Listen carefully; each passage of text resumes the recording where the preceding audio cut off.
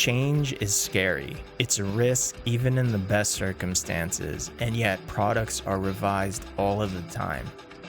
You love Doom 2016. It was so much fun. It was so violent and polished. The groundwork was there to be built upon. Change of version is a marketing concept that explains how people hate everything that's new because they're afraid of loss, but eventually they warm up to it over time. The key is to update the product gradually, slowly. If everything else is the same, your lizard brain will be unalarmed and you will adapt obliviously over time. It's a billion-dollar formula that has helped your favorite video game franchises print money over the years. And then there's Doom Eternal. id Software did not introduce gradual changes with Doom Eternal. Instead, they produced a postmodern shooter that challenges the genre that it created over 20 years ago. And by virtue of what it is as a product, it was primed to offend absolutely everyone and completely fail commercially. Let's go back to 2016, where id Software resurrected the Doom franchise with Doom 2016, a visceral, polished throwback FPS that emphasized combat and, more importantly, minimized story for action. This was the Doom series in an upswing, a return to form, if you will, that trumped the slower, widely considered tech demo that is known as Doom 3. Everyone was happy, especially Bethesda, Eternal's publisher, who shortly greenlit a sequel. What follows is a hypothetical boardroom meeting between id Software and Bethesda's executives. Keep in mind, the following is complete conjecture. Due to the success of Doom 2016, Bethesda either requested a sequel or quickly agreed to the idea of a sequel. Ideas in the boardroom were likely presented and bounced around, and before you know it, a concept for a video game sequel was formed. You already know the formula. You gotta make it bigger, has to be louder, you need new enemy types, and a better engine. You gotta raise the stakes, but by God, do not change that precious formula. Introduce those changes gradually. Does the final product, as of its release on March 20th, 2020, check most, if not all, of those boxes? It does. Almost. Except one little box. On the surface, this is your typical, bigger, louder sequel.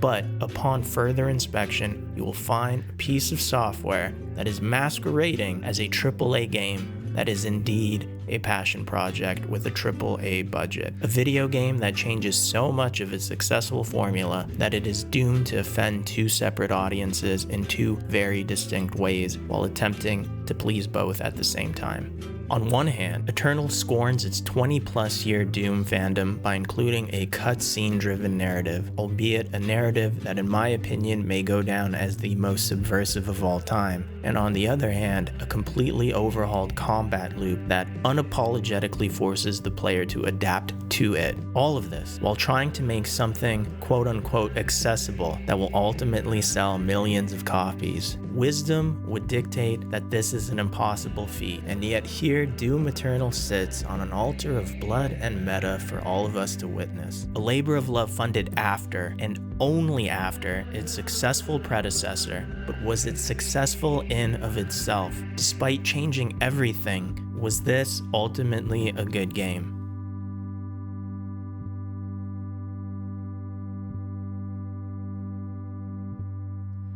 As far as exploring other directions of games, we are probably going to be staying with the first-person perspective action games. That's our forte, that's what we do real well. And if anything, we're probably going to move a little bit back towards some things that we've done before with the higher tech, staying in the dirty, dingy future. It's something that all of us like, we enjoy the style, and it's obvious that lots of other people enjoy our impressions of that. So no, I don't think you'll see us branch off into RPGs or anything else anytime soon. According to David Kushner's Masters of Doom, by 1993 the post-Wolfenstein 3D id design cycle was as such. Lead programmer John Carmack would create the technology first, then designers John Romero and Tom Hall would design a video game using that technology second. At some point during Doom's development, Tom Hall had grown disenfranchised by this system, feeling that technology should be in service of the game and not the other way around. Hall's biggest contribution to Doom was the Doom Bible, the ultimate Doom reference document. Carmack, who had resisted the notion of a story longer than a paragraph from the beginning, had barely considered Hall's Bible, and as a result, the rift between the two had grown even further. Romero and the rest of the team, burdened with choice, ultimately sided with Carmack. Shortly after, Hall parted ways with id for Apogee 3D Realms. Little did they know that this argument would finally be settled 3 years later by another developer. With Half-Life, Valve had transformed the first-person shooter genre. Like its arcade forefathers, Doom had stages, or levels if you will. But now we had something else. Chapters, a narrative, the illusion of cohesive time and space that chronicled Gordon Freeman's thrilling escape from the Lambda complex. It felt like a movie. And for these reasons, Half-Life stands as the antithesis of John Carmack's idea of what Doom is. Both games cannot exist in the same room. But what did we as fans want? Arcade machines or stories? The answer was more Half-Life. Suddenly, story became ubiquitous within the genre and gaming in general. Even Doom 3, which is strikingly similar to Half-Life, had blasphemously succumbed. But somewhere deep inside the brain of the original Doom fan, the one who emulates using Chocolate Doom, who to this day only plays Doom and its mods, a gland secretes a bile when they witness the cutscene, especially one in a Doom game. What's fascinating is that 2020's id seems acutely aware of this irrational desire to have its most beloved IP dipped in carbonite, while still creating a modern video game with mass appeal. The result? One of the strangest and most overly convoluted subversive stories in all of video game history.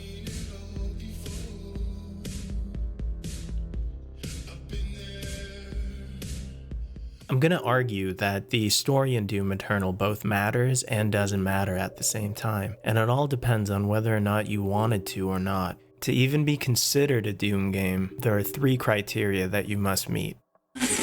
Number 1, a magnitude of badassness. The Doom guy or Doomslayer is a badass. He isn't a silent protagonist. Instead, he chooses not to talk. You are embodying a power fantasy. You are an apex predator fighting other apex predators to the death in hell to a choir of heavy metal music. Check. 2, genre, or a set of characteristics that define a style. In other words, you need to borrow elements from alien science fiction action and Evil Dead's demonic horror and combine them. In a disorganized grim future, a space marine has to contain some sort of a demonic invasion using, amongst other things, a chainsaw and a shotgun.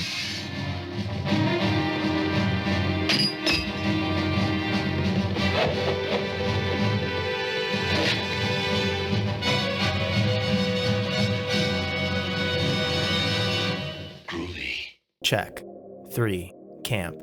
Camp is a conscious exaggeration of elements within a genre. The result is usually a story that is both unrealistic and absurd, and to people who understand the intent, hilarious.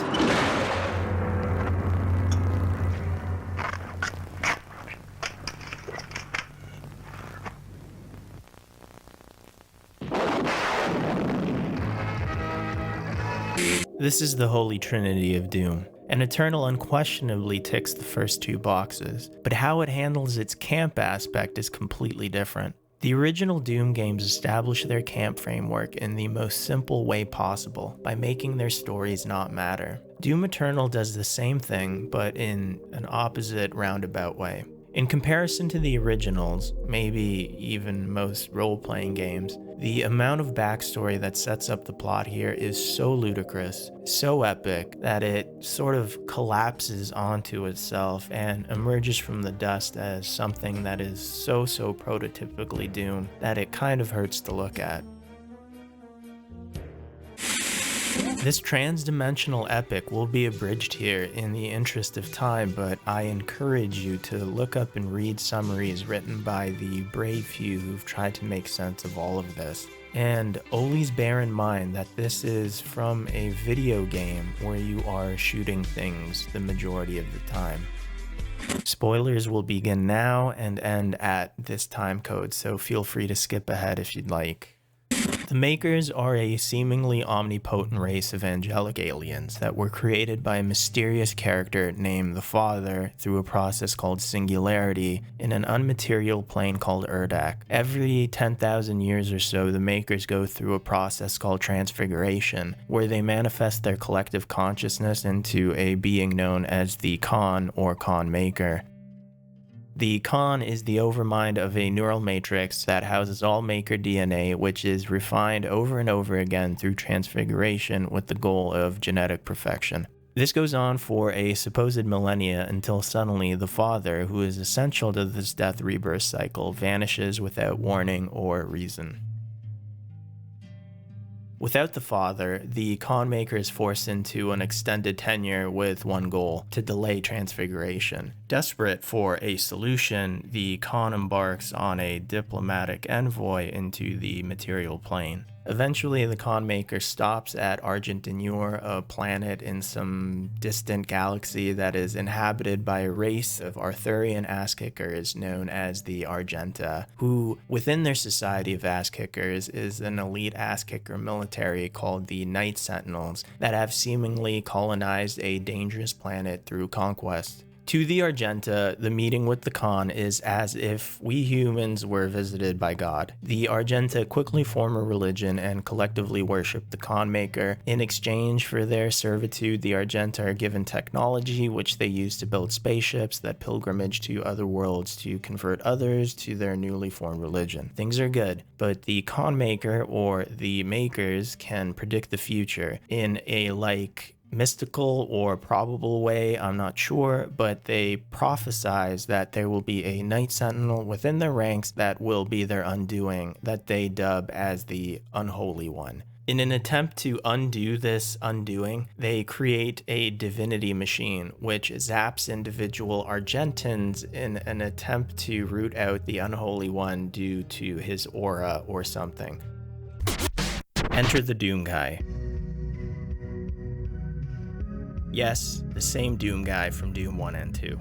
The very same Doom Guy who decided to police hell at the end of Doom 64. He's back, and he's been warped out of hell through space and time again, but this time to Argent-Denure. Here, he is found by the Night Sentinels. Incoherent and babbling about blood and guts, the Doom Guy is forced into ritual arena combat by the Order of Day, a group of Night Sentinel priests, to prove himself worthy of their society. The Doom Guy predictably goes on to win the violence contest. However, while everyone was distracted by the glory of arena combat, the armies of hell had secretly amassed on Argenta. They came through the very same portal that their new arena champion had just been warped through. The Unholy Wars, as they came to be called, waged for years. And even with the help of the Doom Guy, it was a war of attrition. Desperate for a solution, the Order of Day discovered Hell Energy. Hell Energy, or what the Argenta would go on to dub as Argent Energy, is so powerful that it revolutionized their technology, turned the tide of the war, and delayed the Khan's transfiguration seemingly indefinitely. Argent Energy becomes invaluable, and despite some hesitation, that overarching feeling of it's too good to be true, Argent Energy quickly becomes utilized on a mass scale. But then, Hell launches a massive counterattack led by a demonic titan into Taris Nabad, Argent-Denure's capital city. The Doom Guy and Night Sentinels fight valiantly, but are overmatched. All seems lost until Sammer, some sort of a mystic, mysterious maker, straps the Doom Guy into the divinity machine and supercharges him with something. Argent Energy? Maybe? I'm not sure. Anyway, this transforms the Doom Guy into the Doom Slayer. The Slayer kicks that Titan's ass and single-handedly repels the entire counteroffensive.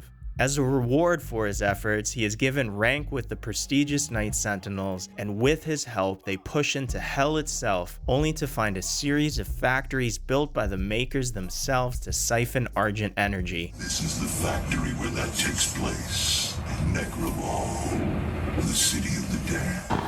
It turns out that Argent energy, or hell energy, was too good to be true after all. It comes from dead people. Even worse, dead people who died in the Unholy Wars. This was ethically deplorable for at least half of the Argenta, but not for the Khan Maker and her loyalists who secretly made a deal with Hell to build these siphoning factories in exchange for all of the worlds that they had and would colonize. Civil war erupted between the Khan loyalists and the Order of Daig's separatists. The whole conflict culminated in the Doomslayer leading an army of Sentinels to destroy the main Argent factory in Hell on behalf of the Separatists. Sadly, the campaign was doomed to fail. It was really a ploy designed by the conniving Order of Daig intended to trap the Slayer and the bulk of the Separatist army in Hell forever. The Order of Daig would confederate with the Khan loyalists, ending the civil war. Finally, victorious, the Khan's demonic army would begin its conquest of the universe, the destruction of any planet which inhabited life in exchange for more Argent energy. Meanwhile, in the depths of Hell, everyone is dead except for the Doomslayer, who continues to kill so many demons that he has become legend in demonic culture. Now desperate, the demons spring a trap on the fabled Slayer, but realize that they can't outright kill him. Instead, they settle on containing him in a magical sarcophagus. It works, and the Slayer lays dormant within the sarcophagus in Hell until he's discovered and retrieved by Samuel Hayden during an expedition for the UAC. And then, Doom 2016 happens. The Doomslayer kills the Spider Mastermind, retrieves the Crucible, and is warped through space and time yet again, this time to a space castle that orbits Earth during the final phases of the Khan loyalists' conquest of Earth. And there you have it. I mean, this is a Russian novel, a classic revenge tale, and honestly, it's satisfying. But like the original Doom, Eternal has absolutely no interest in telling this story. It is up to you to find it. To illustrate this, we have to go back to 1993. Hey! You still don't have a Sega CD? Huh? What are you waiting for? Nintendo to make one? You have seen the games, right? Wrong answer, man. Show 'em!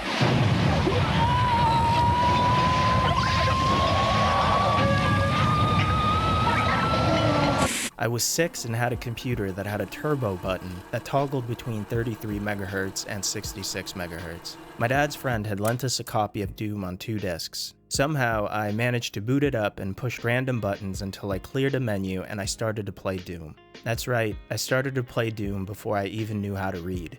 Unaware that there was a manual that contained a story that you received after purchasing the full version of the game, I likely created a story with my imagination and was satisfied. But let's say if I had discovered Doom in an alternate universe, where I was older, wiser, with a grasp of the English language, unable to imagine because my brain had been damaged by alcohol, and I had that full version with the manual, would my experience have been enriched?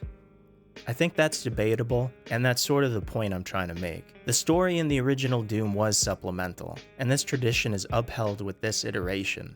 And I still had a blast imagining the Doomslayer playing the straight man who had accidentally walked on the wrong set of a different game. Subsequent playthroughs where I read a little more, I had context, and still had a blast. Thus, I would argue Doom Eternal's Codex is the manual from 1993's full version release. But more importantly, the experience with or without is still rewarding. And if this was the intent, then this iteration of id Software's grasp and its love for its OG fan base is vast and it is undeniable. Some of the love that we've been getting from this great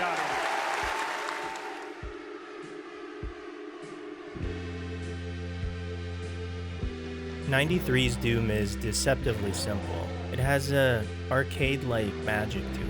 The depth or the magic that has captivated people for more than 2 decades is a combination of its maps, enemies, and its guns. Original Doom's maps were a complex set of rooms interconnected by halls and corridors. The depending on difficulty, there is a preset number of enemies that are generated. This of course includes enemies that teleport in. You can go anywhere key permitted.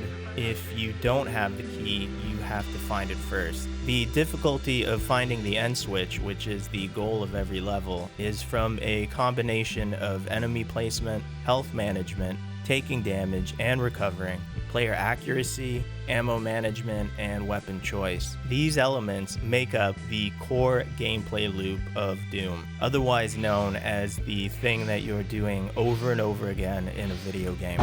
Downtime from the action has players backtrack through a level on a hunt for secrets. If you have never played the original Doom, I would say that the closest representation of this classic formula was in Doom 2016's Foundry level. Close, but not quite. In contrast, Doom Eternal's gameplay loop looks like this. Firstly, I want to touch on the RPG aspect because it is very interesting. You do get more powerful in Doom Eternal, and there is a palpable sense of progression. The way the game starts is different by the time it ends, so it must be an RPG, right? Well, yes, an RPG, but with less variety. Despite a selection of 3 buffs, 4 by the time the DLCs roll around, known as runes, with a variety of effects such as the ability to slow down time when you're aiming in the air, or prolonging staggers on staggered enemies, you will be the one Doomslayer with little variation. What I mean by this is that there are no different classes or skill trees. This is an RPG system that is in the service of progression and a learning curve with just a splash of customization. Most missions segue into and out of Doom's hub world, the Fortress of Doom. The Fortress is a menu screen fully realized in 3D space. It serves 2 distinct purposes, in my opinion. One is to frustrate speedrunners around the world, and second, more adorably, it is to celebrate the franchise's almost 30-year-old fan base, which id Software clearly appreciates. I appreciate it. It's just so adorable and heartwarming, but it does overstay its welcome just a little bit for my taste. If you ever do Ultra Nightmare runs, the hardest difficulty with the caveat that you only have 1 life and you are as bad at the game as I am, you will learn to hate the Fortress of Doom. Ultimately, it does more good than harm, but it would be nice to see a computer terminal somewhere on the Fortress in a future update or a future installment where you can access everything from a menu, and if that's not possible, then just a self-destruct button.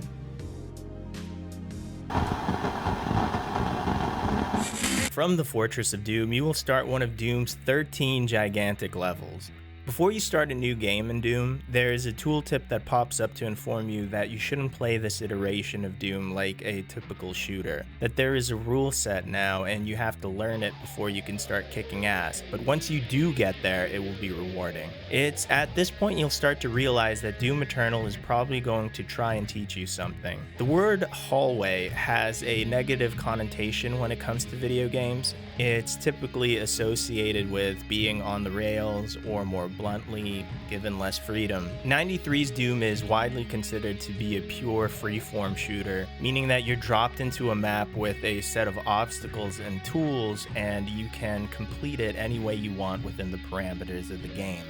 So to say that this system is now being introduced is going to be a controversial decision to some, you might say. This is where Eternal strays the furthest from its predecessors, and whether or not you buy into this new system will ultimately determine not only if you enjoy Doom Eternal, but if you keep playing at all. Eternal has a strict rule set within its combat loop that you are pretty much forced to learn. You have to learn it to have success, and not to say that there isn't creativity to have within that system. There certainly is, but you can't really color outside the lines. So the onus is really put on the developer here in order to provide the player with a robust system for them to really enjoy. And that's risky. Let's go back to the hallways for a second. A gross oversimplification is that the game is one part teach and condition and another part execute.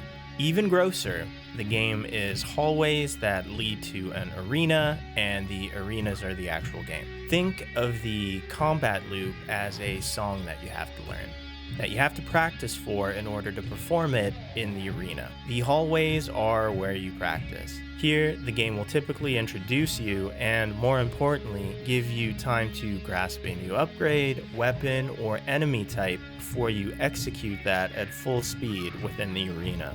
Movement is as important as it has ever been. With the addition of a double dash in any direction, it's truly your best defense.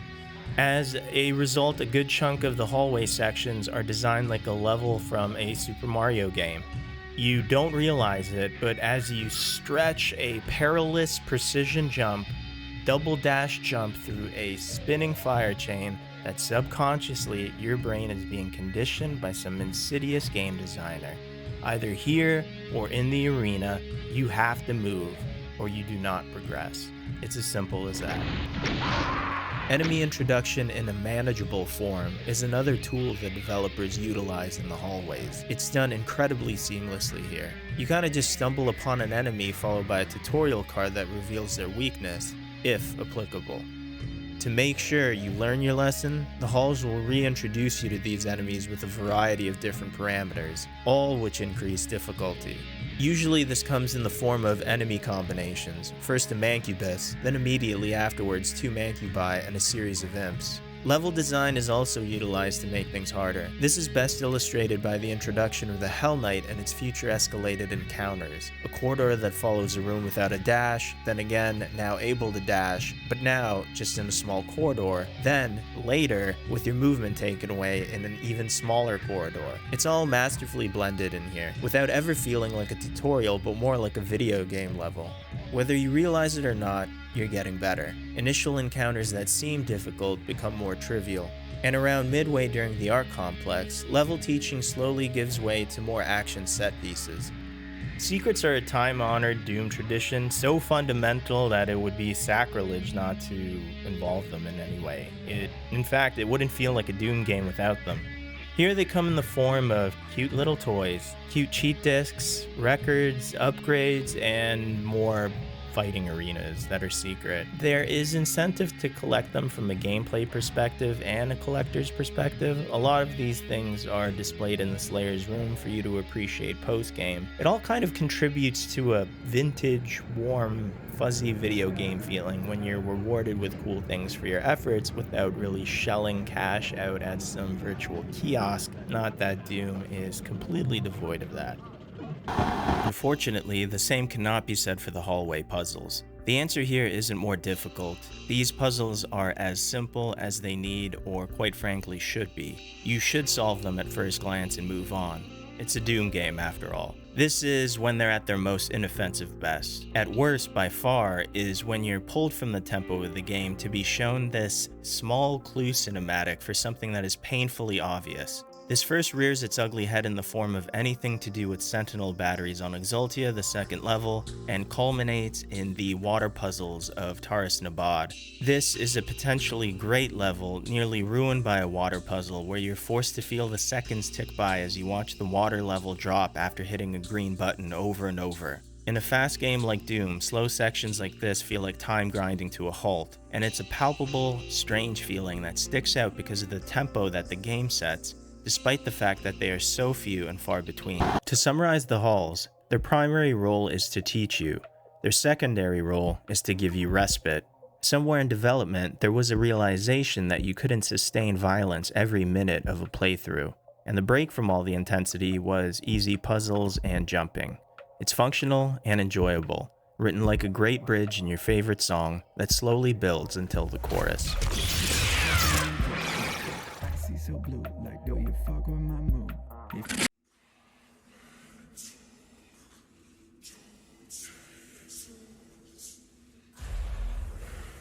When you enter a large room and demons begin to pour in, walls of fire form to block your exits. The only way to extinguish them is with blood. You'll know that you've entered an arena.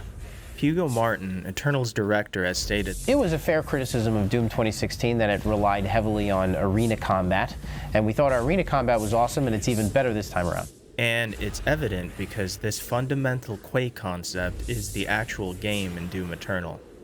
It's where all of the mechanics come to form a whole. They coalesce here. Everything before this is just sections of gameplay and manageable bites to prepare you for it. There is an infallible confidence in its systems here, and it's a point of contention. How about some player agency? Sure, but only within the designer's parameters. This is the chess match that you've been advertised.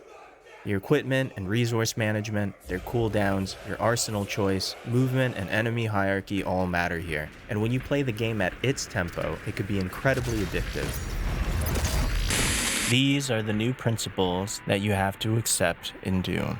Number 1. Doom is now a resource management simulator. Doom 2016's postmodern interpretation of its health system was the main reason it was so successful as an action game. You were no longer hiding behind a pillar to regenerate shields or scouring the map for health pickups. Instead, you were actively fighting. You were engaging with the most fun mechanics of the game instead of avoiding them. The health system in 2016 was merely the tip of the iceberg.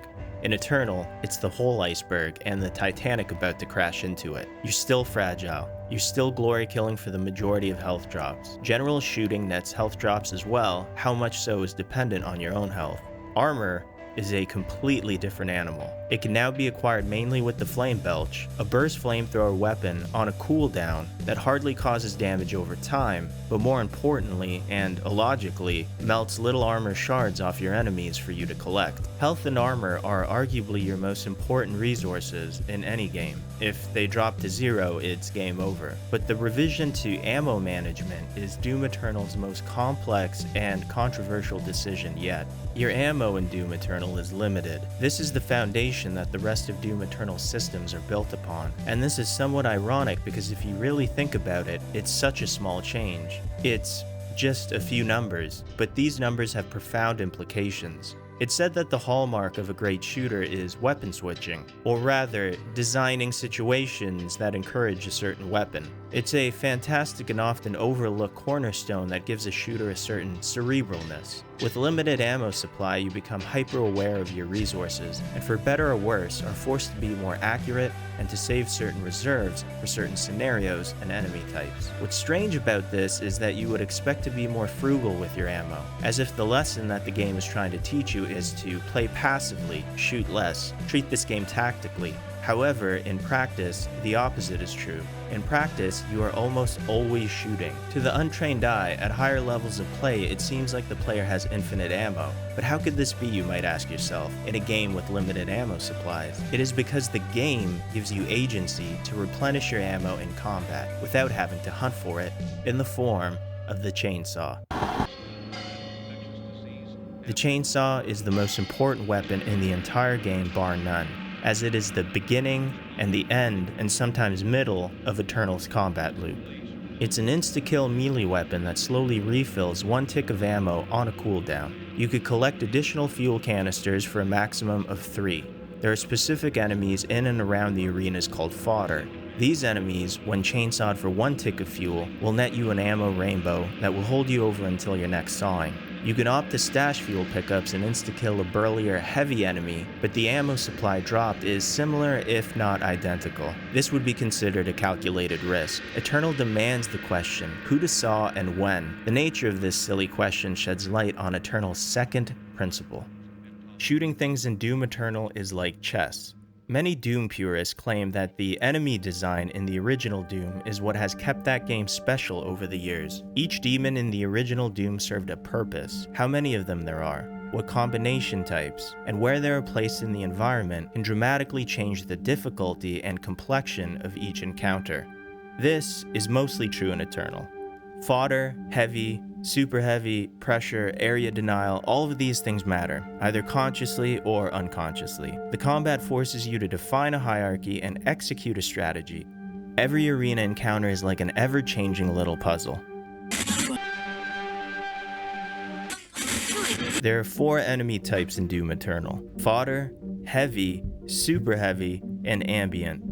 Fodder enemies include the Gargoyle, the Imp, the Lost Soul, the Mecha Zombie, the Shield Soldier, the Zombie, and its reskin, the Unwilling. If you'd like to stick with the chess metaphor, fodder are pawns, numerous and disposable. Usually they like to keep their distance and pepper you with fireballs. Get too close and they will hit you hard. Their true strength lies in their numbers. Although they are capable, especially in the right combinations, their true role in Doom's combat system is to be farmed for resources. They are the first phase of the combat loop, and likely the first time you will be making a hierarchical decision.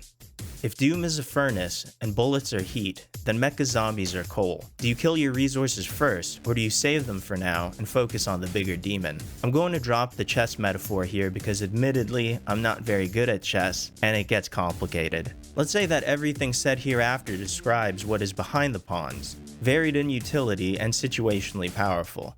Without further ado, the heavies. The Arachnotron, the Cacodemon, the Carcass, the Mancubus, the Cyber Mancubus, the Dread Knight, the Hell Knight, the Maker Drone, the Pain Elemental, the Pinky, the Prowler, the Revenant, the Spectre, and the Whiplash. At this point, the health pool has risen significantly. The chainsaw can no longer be relied upon as a reasonable method of attack. Remember, it takes 3 ticks of gasoline to delete 1 heavy for an identical return in ammo. Thus, the chainsaw has been relegated to either a tactical decision or a desperate maneuver better spent on fodder. The Dread Knight, Hell Knight, Pinky, Spectre, and Prowler are tanky pressure units. They're melee shock infantry designed to disrupt you and are common in most compositions. You'll recognize them because they're Olis running towards you. The Pain Elemental, the Cacodemon, the Mancubus, and the Cyber Mancubus are all like heavy artillery pressure hybrids. They like to shoot at you from a distance for massive damage, but they're always eerily gravitating closer to you, and the closer they get, the more dangerous they are by virtue of their projectiles being harder to dodge. If they get too close, you've made a mistake, and they'll hit you with some close-range super move that will most likely outright kill you. The Revenant is 1 part area denial. He shoots a barrage of rockets that force you to move away, and 1 part artillery, homing rockets that, well, they also force you to move. Either way, you're moving, unless you target his shoulder cannons with the precision bolt or sticky bombs, making him the most trivial heavy of them all. The Whiplash is hard to qualify. It seems like her whole purpose is to interrupt your aim. She makes a very distinct rattling sound when she appears and is usually high priority. She likes to slither around in a very unorthodox way that makes her difficult to track. She likes to get close, but her mid-range attack is especially devastating. A shockwave barrage that kind of awkwardly throws you in the air, naturally this screws up your aim, and does decent damage.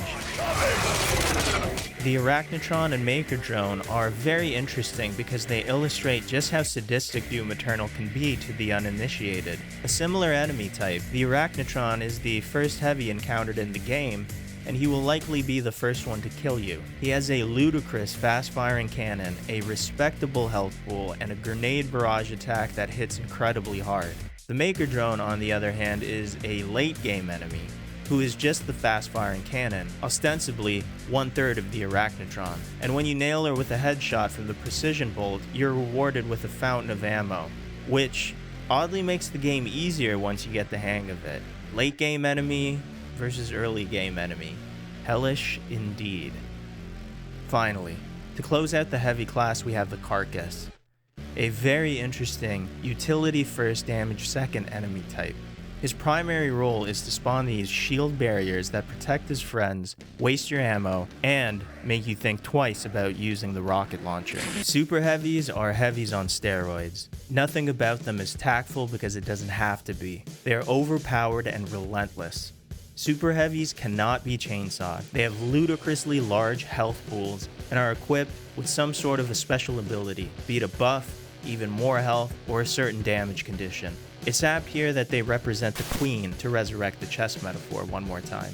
They are the Archvile, Baron of Hell, the Doom Hunter, the Marauder, and the Tyrant.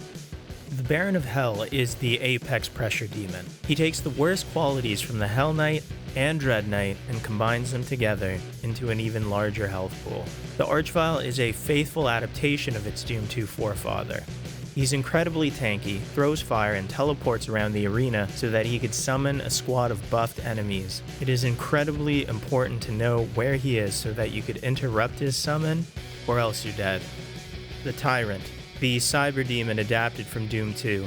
He has the largest health pool in the entire game, excluding bosses. He is massive and slow and likes to fire rockets. He isn't so much of a glass cannon as much as he's just a cannon. Hard as steel, and if you get hit by anything he throws at you, you're dead.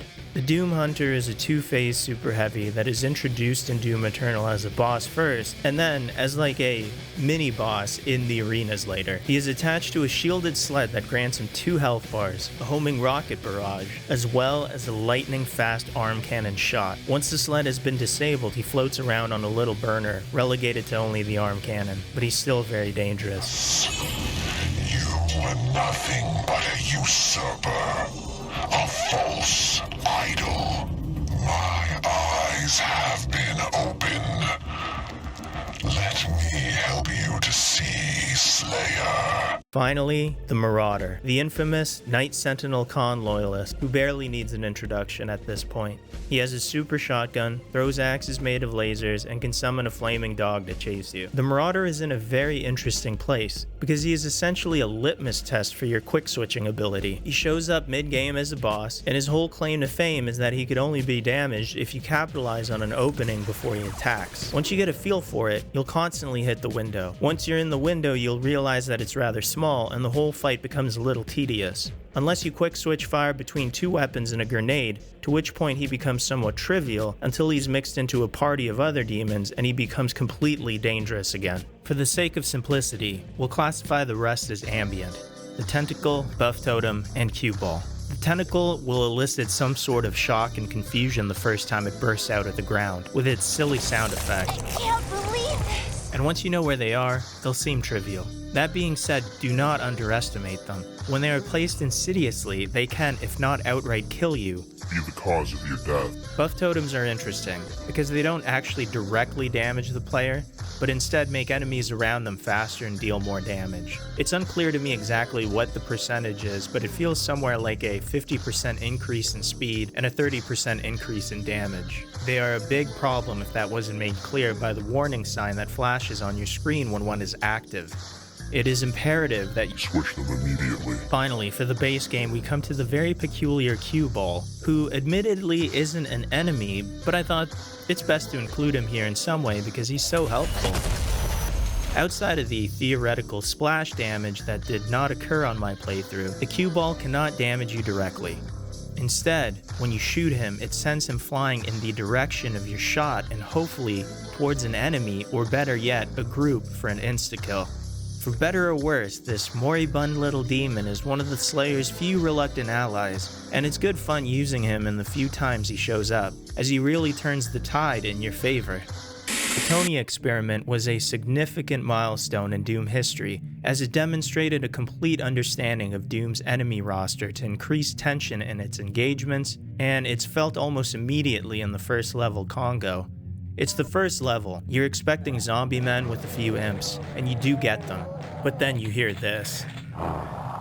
And immediately you're on edge. You walk up a staircase to get a drop on a chain gunner. After lighting him up, you realize he's quickly resurrected by that archvile you heard before, who you still cannot see. You shoot the chain gunner again, and he's resurrected shortly after you realize not only is this chain gunner not dead, but you've wasted more bullets. Or, in the Well of Souls as seen here, when you first enter this area and you retreat because you realize that these revenants have a terrain advantage. With Eternal, like Platonia, id Software understands that the demons are the star attractions and has tapped into that magic again here. As I've laid out, each enemy plays a specific role, and how those enemies are paired with each other in a specific arena dramatically alters the state of play and keeps things continuously fresh and interesting.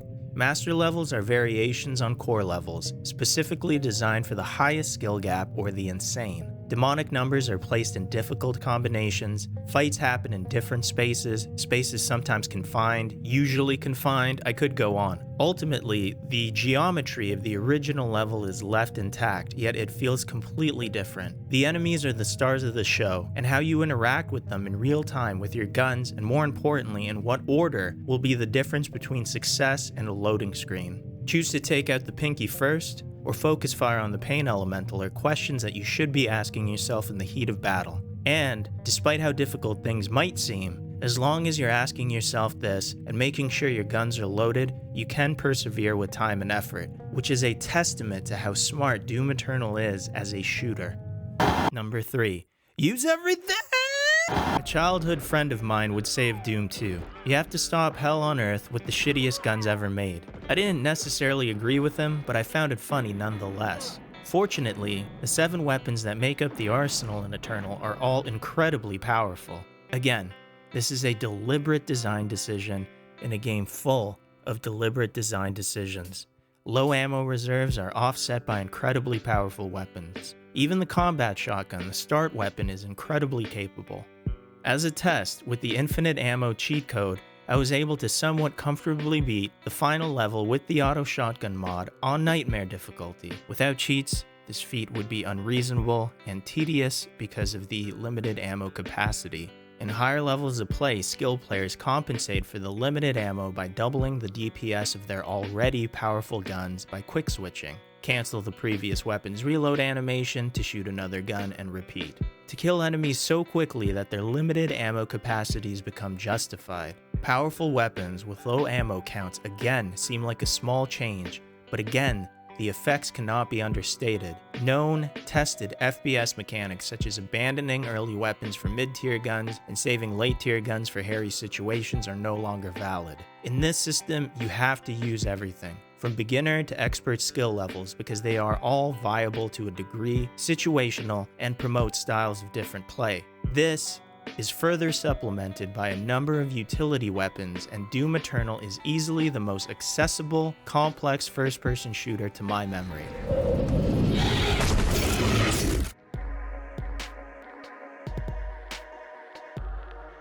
He cut through them like a sickle through a field. His fury surpassing their own. He is faster, more relentless. I believe him now to be more than just a man. He is Doom. As a preface, each weapon besides the super shotgun has a primary firing mode with 2 alternates. The combat shotgun, your first weapon uses shells. Without mods, she's old reliable, strong up close but less so over a distance. First mod is auto fire, which makes the gun automatic. This mod is very powerful but impractical in the early game because of ammo capacities. However, for hordes of fodder, nothing is better. It's very useful for finishing heavies off as well at the end of a combo. The second mod is Sticky Bombs, a grenade launcher upgrade with sticky properties. It's likely the player's first mod and also their first encounter with Doom's gore system. You'll quickly realize that enemies when shot by guns in Doom have chunks ripped off of them. This obviously makes encounters more visceral, however, there is a utility as the chunks removed behave as a gory health indicator. However, as awesome as this is, it is mostly cosmetic. By that I mean you can't shoot off a Hell Knight's legs and have him haplessly crawl towards you. It's not that freeform, but there is a system here. Certain demons, namely the Arachnotron and Revenant, can have certain appendages that can be targeted with sticky bombs and other weapons. The heavy cannon is a machine gun that uses bullets and shoots ballistic projectiles that force the player to lead their enemies. This gun is strong against imps and can be relied on to stagger enemies when low on health. The first mod is the Precision Bolt, which transforms the heavy cannon into a scoped single-fire sniper rifle with a short cooldown and high damage output. The Precision Bolt shares the Sticky Bomb's weak point exploits, so feel free to alternate between the two. Or the other mod, Rocket Machine Gun. The Plasma Rifle. With its retro design gloriously intact, the plasma rifle is a high-rate, close to medium-range weapon that uses energy cells that gets tricky to use over long distances. It has incredible utility by either clearing fodder or staggering them, as well as overloading shields. The first mod, Heat Blast, incrementally builds up energy ticks to a maximum of 3, each successive tick more powerful than the last. At full load, it exhausts a cone of death that will stagger heavies, if not outright kill them.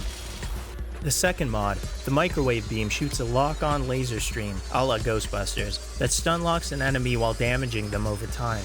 Eventually, the demon explodes, which hurts everything around it. A high skill ceiling weapon, adept players use this weapon to stun lock pressure enemies, and it should be noted that in the Ancient Gods DLC, it is the only weapon that could hurt the spirit enemy. The rocket launcher is the only weapon that uses rockets, and it is the only weapon that could outright kill you, which means no rocket jumping in Doom Eternal. For this reason, it's advised to not use it when fighting carcasses. That being said, it's a slow-firing, slow projectile weapon that causes massive damage and is capable against all enemy types. The first mod, the Explosive Array, outfits every rocket with a remote detonator. This is handy for getting around shielded enemies or converting missed shots. The second mod, the Lock-On Burst, trades incredible damage against a single enemy in exchange for a small amount of time and precious ammo. Lock-On Bursts are powerful enough to kill most heavies in a single salvo. This gun is often used when assessing the enemy hierarchy and is usually used against the enemy deemed most dangerous. The Super Shotgun. With 2 shells per shot, the Super Shotgun shares ammo with the Combat Shotgun and is capable against everything in the game to a degree because of its high damage, range, and spread. It is the only weapon with the single weapon mod, but it is easily the most important mod in the entire game. The meat hook attaches to an enemy, then reels the slayer towards them in a swift motion. Because it's incredibly fun, new players are likely to reel themselves into the face of an arachnotron for an economical shotgun blast. No pellets wasted. Over time, the meat hook will become your second most used method of movement, next to using the W key. You could use it defensively to get out of a sticky situation, or to kite enemies, or just to get around faster. Without any hyperbole, the Super Shotgun with the meat hook attachment is the best implementation of a weapon in a modern shooter. At face value, it seems like a gimmick, a shotgun with a grappling hook, but it's actually a defensive, offensive, movement Swiss Army knife that provides utility throughout the entire game, into the DLCs and beyond. And the fact that it ties into a weapon mod, meaning that you have to switch to a weapon to use it instead of a separate button on a cooldown, complements the weapon switching principle that the game is constantly urging you to adopt, and it's just plain old good game design in my opinion. The Ballista is Eternal's railgun, and it shares energy cells with the plasma rifle. Its trademark is a slow fire rate that rewards pixel accuracy with massive damage. The Ballista is very interesting because at its baseline, it is one of the only weapons with a long-range application besides the precision bolt. Some of the other rational long-range weapons, or weapons that you would assume are long-range, like the heavy cannon, actually fire a slower projectile. And while the Ballista also fires a projectile, it almost feels like hit scan fast, so you could immediately default to it when you see a cacodemon floating around in the distance. This isn't to say that you won't use it in medium to even close ranges, as its damage is simply too awesome to be ignored. The first mod, Arbalist, is a charge attack that fires a more powerful sticky bomb that is a death sentence for flying enemies. It slows you down considerably as you charge it, so make sure your flanks are cleared. The second mod, the Destroyer Blade, an arc of Argent energy that outright slices or badly damages anything in its path. The drawback is, like the Arbalist, is that it needs to be charged and it slows you down. Slow means dead, so you have to pick your shots. That being said, players at the highest level of the skill ceiling often use this as an opening against tyrants and other super heavies.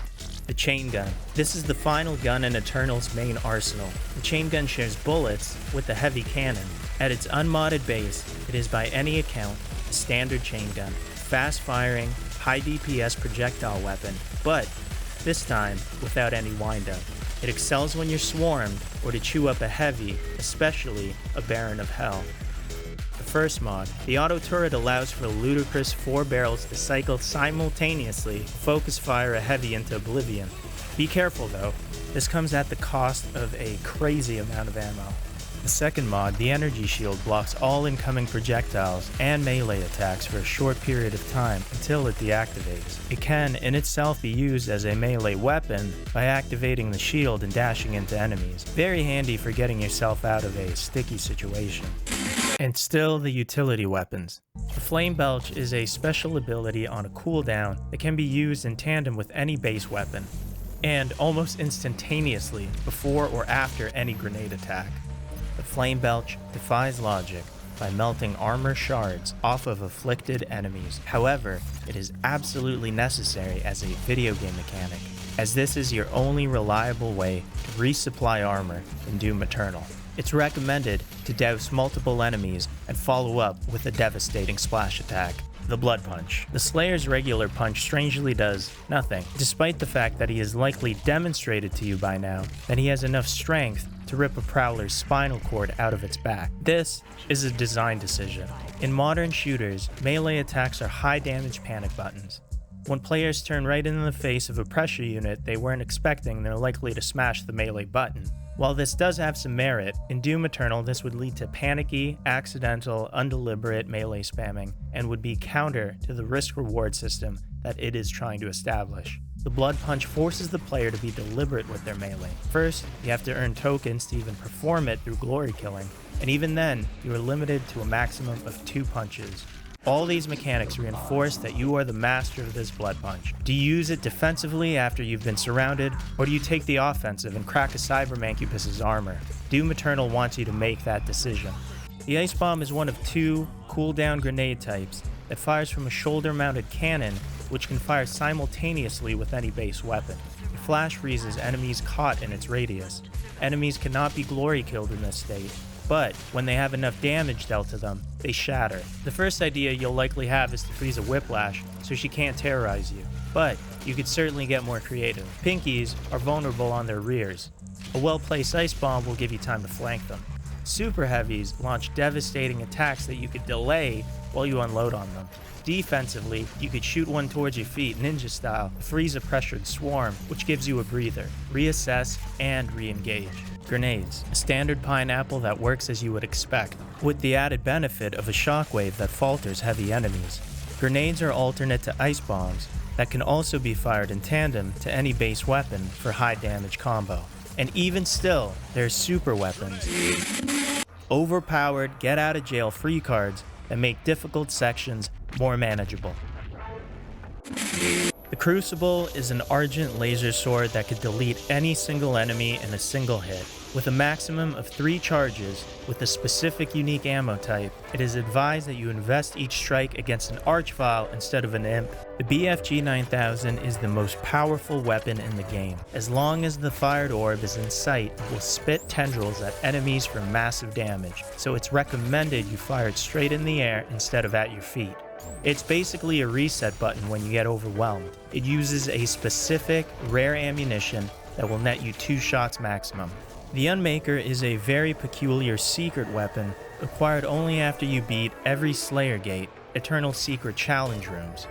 Despite taking the most effort to unlock, it doesn't feel like it pays off, as in, you'd expect it to be more powerful than a BFG, a weapon that it shares ammo with, but it doesn't. Instead of firing a single orb of plasma, the Unmaker rapidly fires a series of high damage shards at a fast rate of an already lean ammo supply. It's also a high skill ceiling weapon in the sense that it can be tricky to be accurate with it as well. If you've been counting along, that's 29 different attacks at any given moment from the mid-game and onward, and you are expected to use all of them, everything, in order to survive. Knowing this, you'd expect a brutal learning curve, but despite its complexity, it's actually quite manageable. This digestibility is due to the aforementioned clever RPG light system and subversive training areas in the early game that give you little pieces bit by bit. Still, this is a balancing act on a tightrope.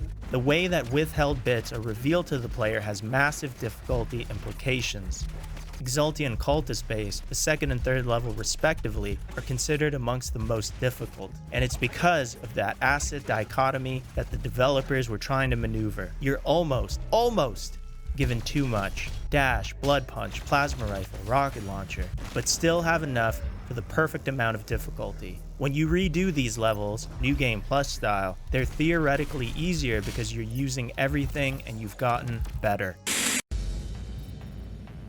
Before I conclude the gaming section, I'd like to take an aside and touch on the DLCs, The Ancient Gods Part 1 and Part 2, as well as the Horde mode, but I won't discuss the multiplayer battle mode as I haven't really delved into it. To me, both Ancient Gods DLCs are either a demonstration of id Software's comprehensions of its systems, or more likely, id's next step, confident in its player base's comprehension of its systems. The Ancient Gods seems uninterested in teaching the player anything anymore. The most you'll get is a brief tutorial card and then you're on your own. As a result, the levels seem more relentless. The hallway to arena thing is still happening, but they're melding together and becoming difficult to distinguish. Your base game acumen is constantly being tested, and so are your comforts, and the metas surrounding the game.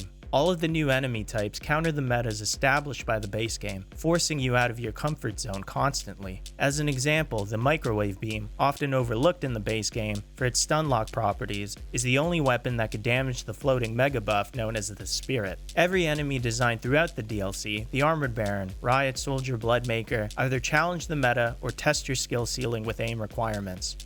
The Ancient Gods Part 1 DLC takes this the farthest by far, seemingly taking too many cues from master-level design philosophies. It's hard.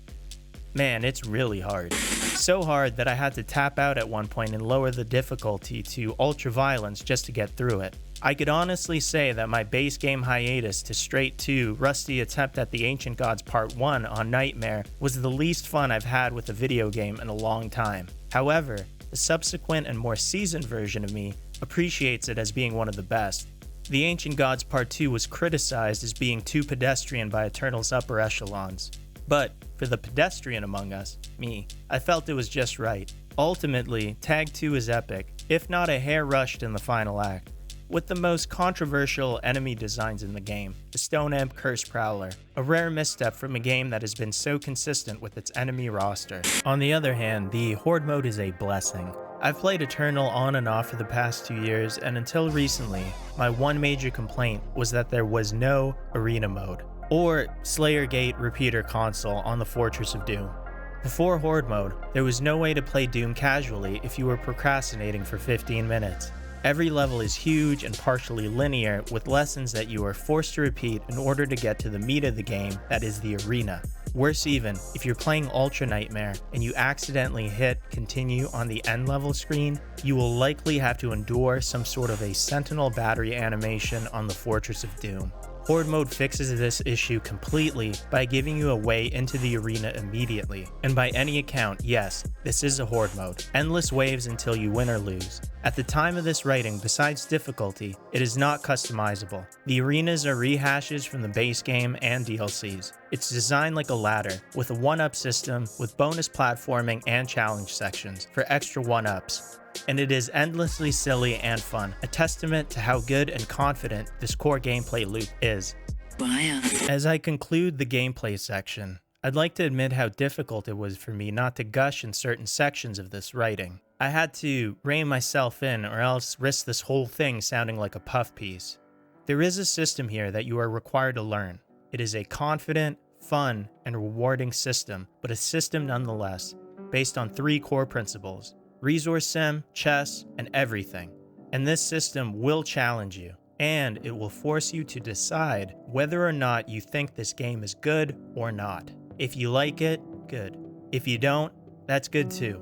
Either way, it is worth considering that this was a major release by Bethesda Softworks in 2020 that, for better or worse, is its own video game, that asks the player to use 29 different attacks at any given time, even somehow on a controller, and it is still accessible and fun. On these merits alone, should this be appreciated as a masterclass in game design.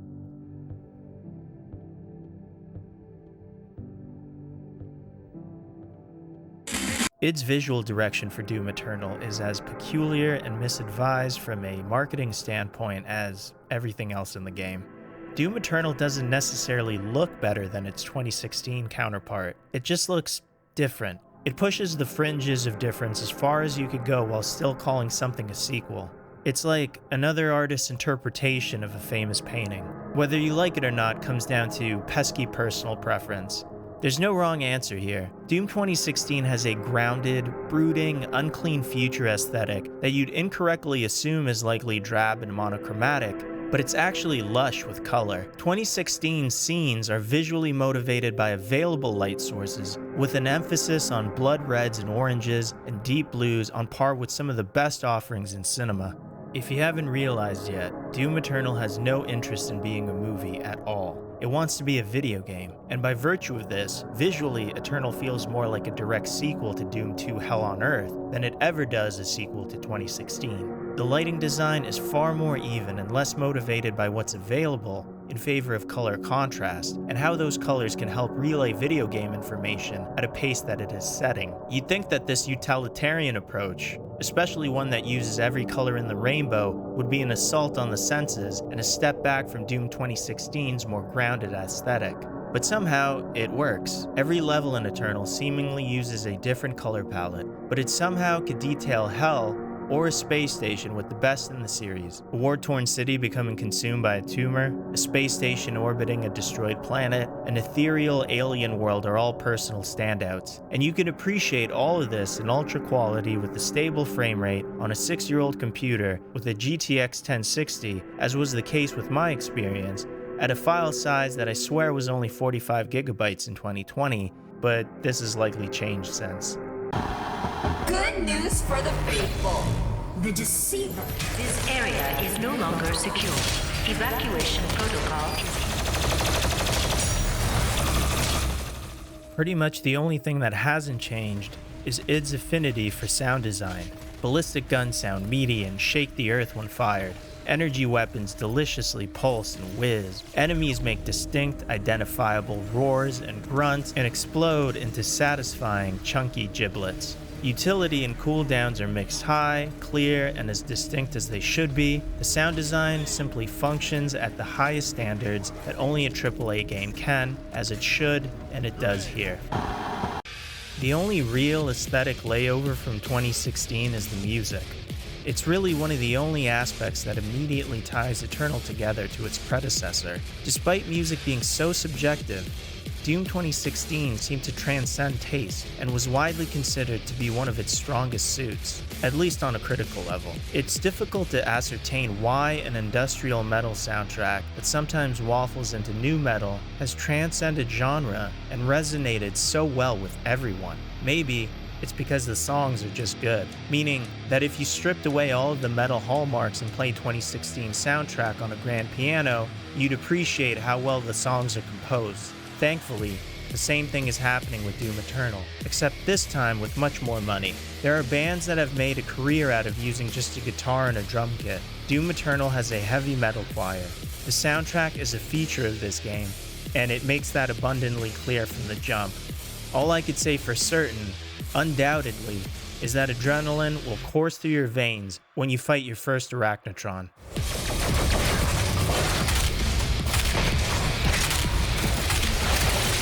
Keep on coming!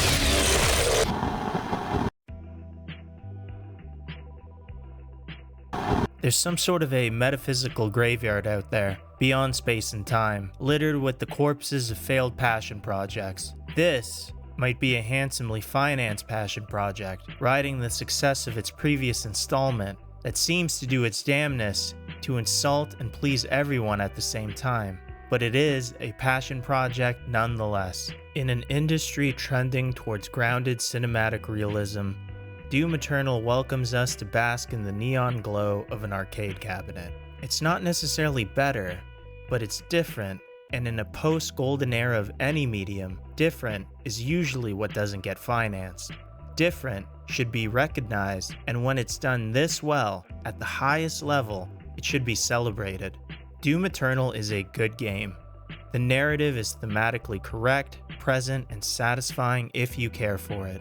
The visuals and sounds feel crafted and sometimes exceed high expectations. Most importantly, of all the risks taken here, the gameplay, which is so complex and yet so accessible and ultimately fun, is unlike anything else in the game even 2 years after its release. As of the date of this posting, Doom Eternal is currently being supported by its developers with updates and new features. In the end, all I could say is that it's a shame that id didn't re-release the games on shareware discs, because if they had, I'd love to lend you my copy. Thanks for watching.